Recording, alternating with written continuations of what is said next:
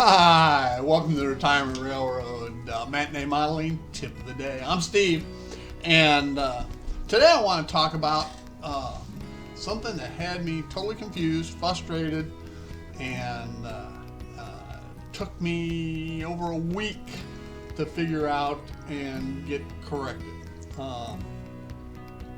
I've been running Wi-Fi on my layout for what was running close to a year now, and I've used the Digitrax Wi-Fi module for my Wi-Fi, and with no issues. So, and I run WiThrottle on my Apple phone, and I've got an old HTC One Android phone. That is what I use 90% of the time. Okay. And I use primarily, not all, but primarily Digitrax, not only DCC, but also decoders in my locomotives. And I have some others, but Digitrax, it may not be the best sound files or the most functions, etc. The list goes on and on. But it's a good, inexpensive decoder, whether it be sound or otherwise. So that's primarily what I use. And in my F7s, I use a 8-bit decoder, and in my E units, I use, and most of the other stuff, I use 16-bit. It's much better. But anyway, when I first was putting decoders into some Proto 2000 E units, I talked to Digitrax and asked them how I should wire up an extra LED for a Mars light. And they said easy enough to do.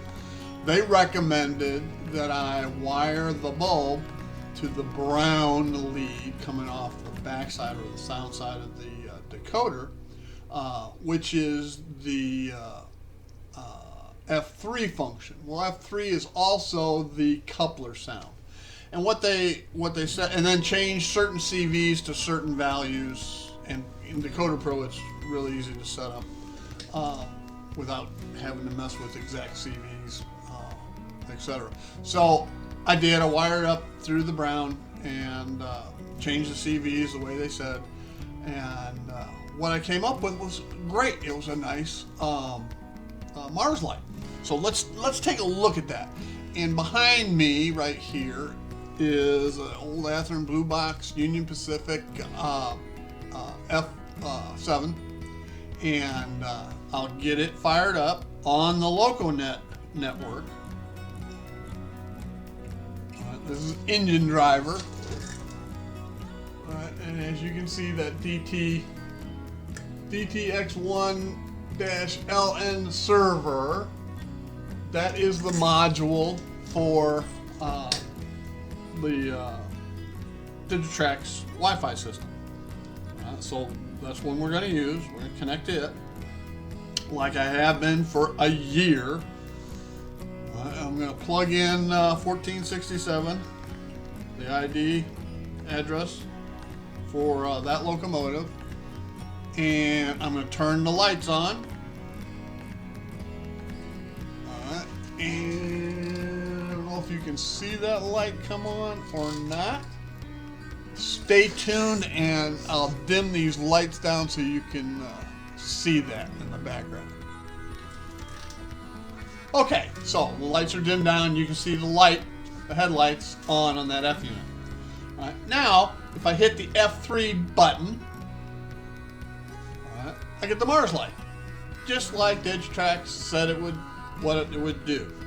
And you'll notice, all right, I also have the it muted, but you'll see that the light,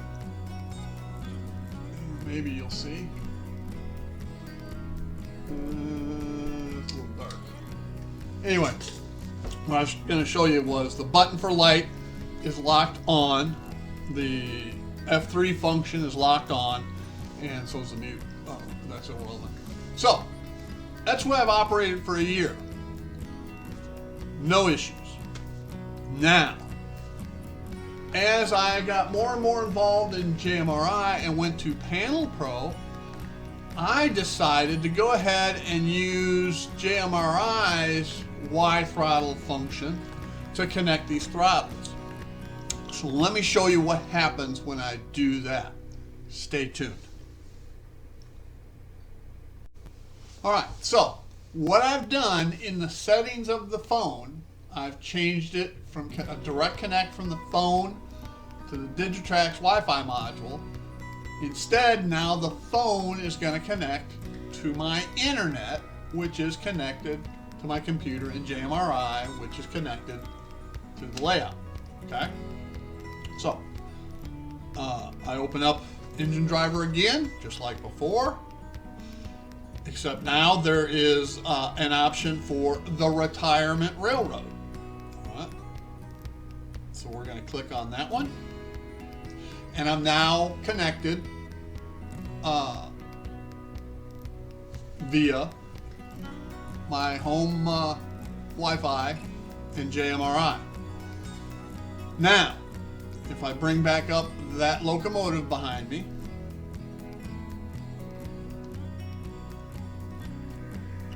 I'll mute the sound. I'll turn the light on, just like before. All right, there's the light. Now, if I hit F3 for the Mars light, it won't stay on. You see me pressing, Mars light won't stay on. Now, if I hold it down, now you can see the Mars light's on. Well, that's not what I want. I mean, you should turn on a Mars light and the Mars light stays on. And that's what the problem became. I didn't know why that was happening. All I knew is ever since I connected via JMRI, the Mars light wouldn't stay on. Now I've looked in the phone. There's no place to change that setting. Okay. So I tried it with my iPhone with WiThrottle app, and same thing. I couldn't. It wasn't the phones. Okay. It was something else. And the only other thing different is I'm now connecting through JMRI. But when I went to JMRI and went to edit preferences, I went to edit preferences, we'll look at that again. Okay, when you bring up preferences, JMRI preferences, and you come over here to WiThrottle,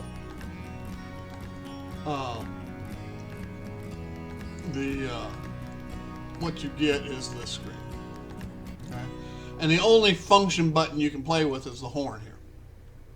So that's not it. I looked at configuration files, other throttle files, the JMRI throttle files, couldn't find anything anywhere. All right.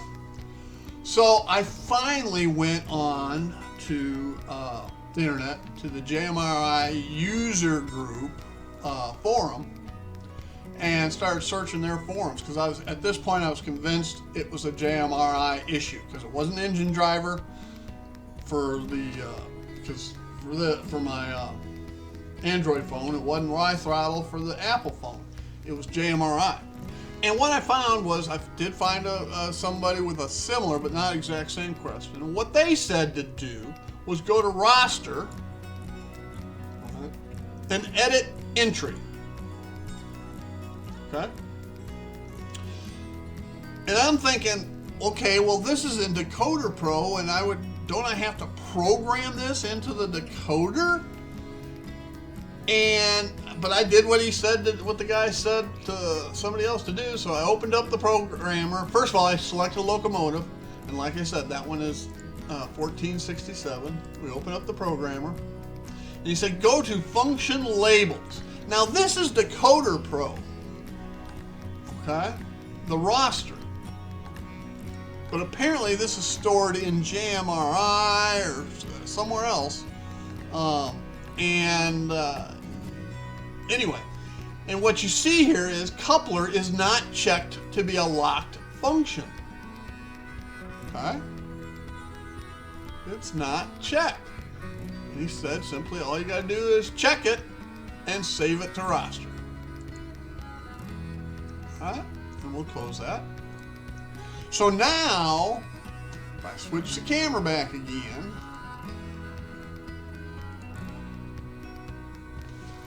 now, if I hit F3,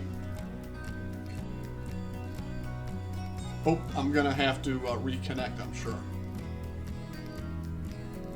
Let's try. All right, let's sign back in to Engine Driver on my phone.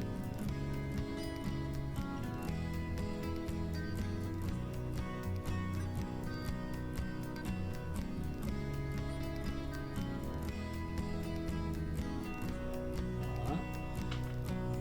1467. And the engine's back.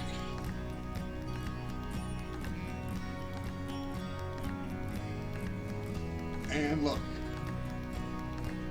see the Mars light? It's going. And I'm not having to hold the button down. So, the moral of that story is, some of the preferences in JMRI can be a little bit hard to find and may not make total sense. Because I would have thought that the preferences for the throttle would either be in the throttle, right, or in the decoder, and that's apparently not the case. It can be in the throttle, okay, or in, probably a better thing to say is it's in LocoNet, all right, or whatever the operating system is for your DCC system. But JMRI is an emulation. Okay, when you set up JMRI, I set it up for Digitrax, and it's emulating Digitrax, giving Digitrax commands, but it's got its own set of defaults. And for F3,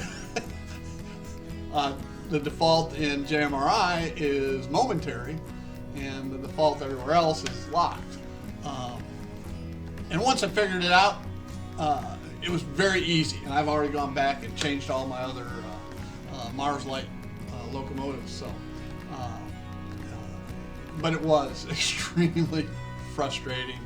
And a couple takeaways here is join the JMRI users group. Just run a search, JMRI users. There's a forum there you can join. It's free, and there's a wealth of information there to answer any type of question you can come up with. I do recommend searching for the question already, because people don't like to answer the same questions over and over again, and 9 times out of 10 the question's already been answered by somebody else. So just run the search and look it up that way. So that's the other takeaway. But you know, am I discouraged with JMRI? No. Very powerful tool, and loving every day of it. So with that, I want to thank you for joining me here at the Retirement Railroad Matinee Modeling Tip of the Day. Again, I'm Steve, and y'all have a great day. Bye now.